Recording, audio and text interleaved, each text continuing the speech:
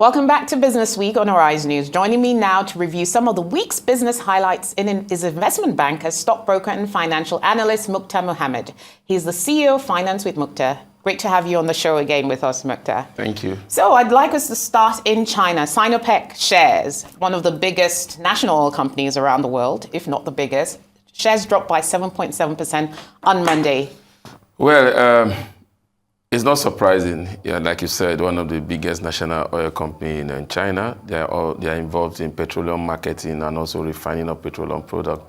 When you look at that via COVID-19 restriction of movement within China, also within other developed countries that they supply most of these refined petroleum products, you won't be too surprised about it. Largely, their revenue comes from this refining, and locally they have about 250 of those stations scattered all over China. And at the time during the COVID pandemic, during the lockdown in China, most of all those places were shut down. So definitely, I think it's just a short time major, because what we're looking at, we are not looking at crude sale like what you have in Saudi Arabia, whereby the Saudi oil firm is making so much money because of refined petroleum crude product, that the crude oil that they sell to other nations. We're talking about refining it and then making it available for consumers. And a lot of those people at the point were not going out again. So most of them were not going out with their cars.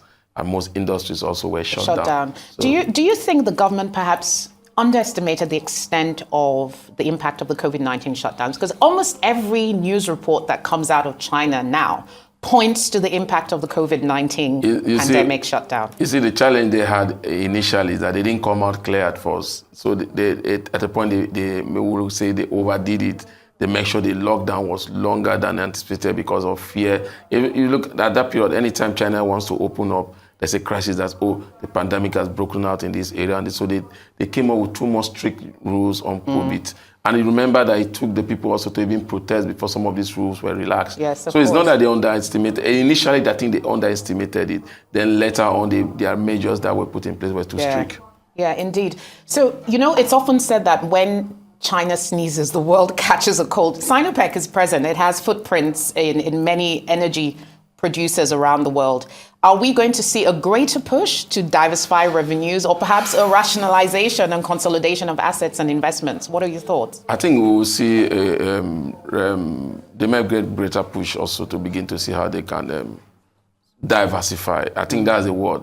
Most economy in the world would always think to diversify, especially when you are hit like that 7.something% drop in your share price. It's huge, especially in the sector that you are playing, a sector that at this moment you are supposed to be seeing that sector that should be bringing in profit when you look at other assets. So sometimes it's almost similar to what is happening in Nigeria. Indeed, very, very interesting developments. I want to come to Nigeria now. Zenith Bank declaring its financials for the year ending 2022. Still one of Nigeria's, if not Nigeria's most profitable bank. What are your thoughts on the results that have been reported? Well, if you're a shareholder in Zenith Bank, exciting times. Yes, because dividends were paid after the interim dividend payment. Yeah, so they paid 3 naira 10 kobo final. I mean, when 3 you naira add 20 kobo, when you add both the interim and the final. So there's an interesting time. But when you look at the results, you realize that their earning per share actually dropped comparable to last year. Profit after tax actually dropped comparable to last year, and this was due to their investment in the Ghana Ghana bonds, and again the Ghanaian government is suspending payment on that, so that has affected their bottom line. Outside of that, I think the result was fantastic. Yeah, in fact, they're not the only bank who have had to provision for their holdings in Ghanaian government debt. But looking at the bank's sort of dominance within its various spaces, we also see here that net interest margin grew modestly by 0.5%. Operating expenses also grew. The bank is somewhat still in an expansionist mode. It's just recently got in principal approval from CBN for a holdco structure. So, I mean, what do you see in terms of the future of what direction the bank may go in terms of new business lines, for instance? I think they have a team. And if you look at their chairman, is a man that has been involved in the banking sector all his life and also gone into other sectors, innovative, come up with innovative market. And I think the Zenith Bank Holding Company might be just one of the strongest in Nigeria because they already have those holding structure. You talk about Zenith Insurance, you talk about Zenith Pension. All those are already there, but they were operating separately from Zenith Bank. So now creating them as a holding company, hopefully he will bring all of them together. That will become more profit for the shareholders. That will also improve the diversification of the bank itself. And that could also help in terms of profitability. And then not being challenged. Maybe you have a challenge like what they see in what happened in Ghana will not have so much impact on their bottom line because they have diversified their investment. So definitely I think it's a good thing that they decided to do the holding structure comparable to where they will just stand alone. And because when you look at the holding structure, it gives them a little bit of allowance to do things that ordinarily the CBN will not allow them to do with the bank. So it's a good move. And they are not the only one that have gone into holding structure. They were just, people are surprised that they're even the last to come into the market because when you look at GT before they are a holding structure, Access is also a holding. So UBA is another bank that is not a holding structure, but what he did was that he unbundled most of those investments and gave the shareholders of UBA shares on each of them. So maybe going forward, they may also be contemplating doing the holding structure. Indeed, interesting times for a regional banking champion. We might even see some international expansion. Who knows? So, Nigeria debt on our lips again. The last time maybe we're talking about Nigeria debt was, I think, when the budget for 2023 was announced. So the DMO has said 46.25 trillion in debt.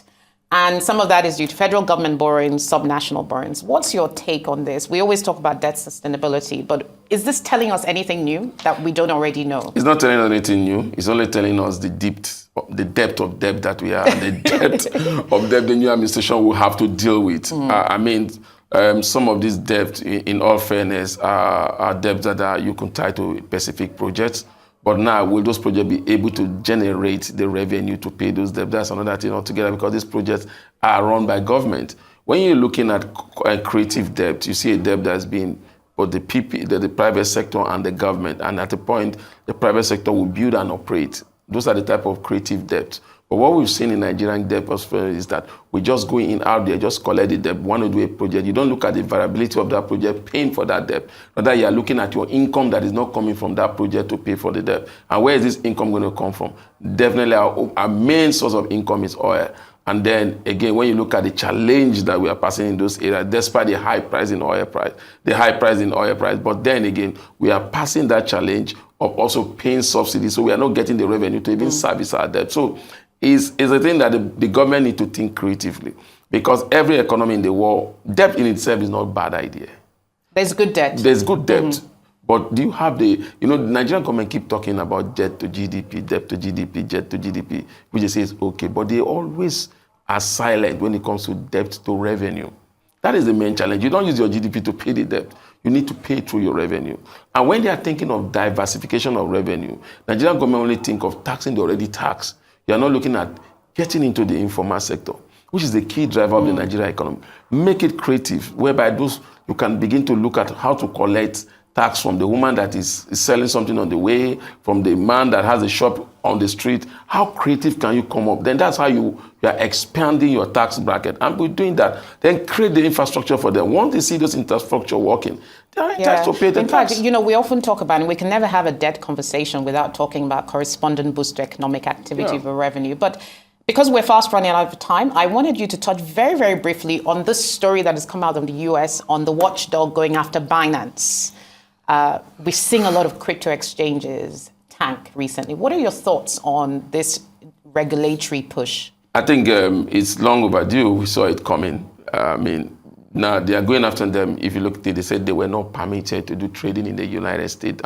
If you're United States, you are trading on Binance, they must not collect that revenue. You have to somehow look like if you are going to pay them through maybe other states like Mexico but that's what the challenge is. So definitely. So in principle, it's not that are they saying that their operations are illegal? That's not really what they're saying. They're saying in the US market. There's some regulatory processes that have been flouted. Have been flouted by them. But they are also saying that, no, we didn't flout the regulatory processes. We actually told our investors not to do what you people are claiming that we've done. But again, behind the scene, they say they advise the investors, they give them other means of doing it without following the due process. So it's all about due process not followed. Okay, well, the cryptocurrency markets have been under the eye of the storm. Remember the crypto whiskey is schooling up in jail, waiting for his time in court.